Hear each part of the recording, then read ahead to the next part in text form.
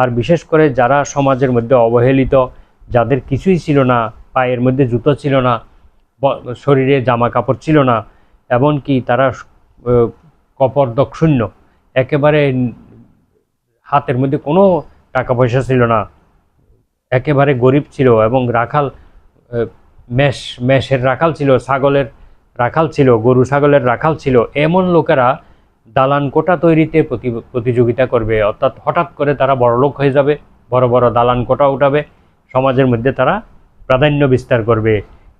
এটা হচ্ছে কিয়ামতের আলামত।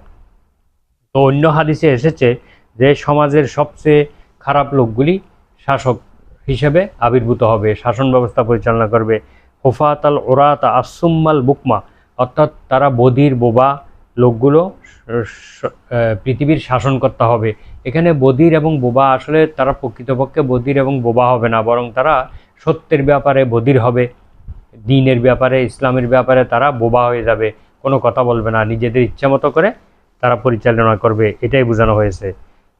তাহলে আমরা এই হাদিসটি থেকে আমরা অনেক কিছুই অর্জন করতে পারলাম। আরেকটি গুরুত্বপূর্ণ বিষয় হলো এহসান।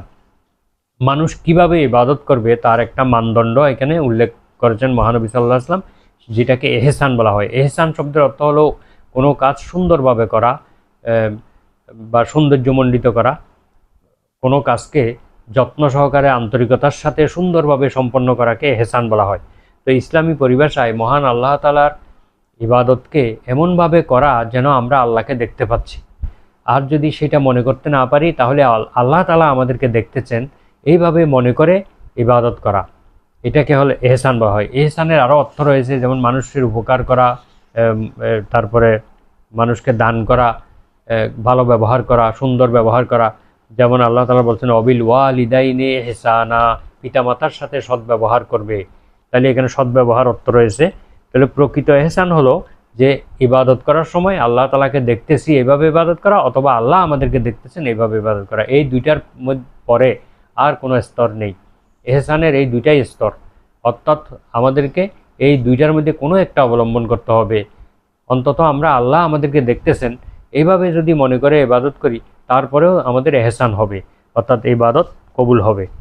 যদি সেটাও মনে করতে না পারি, তাহলে তো আমাদের ইবাদত কবুল হবে না। তো মহান আল্লাহ তাআলা আমাদের এই হাদিস থেকে শিক্ষা গ্রহণ করে ঈমান, ইসলাম এবং সঠিকভাবে যেন আমরা ইহসানের সাথে ইবাদত করতে পারি, সেই তৌফিক দান করুন।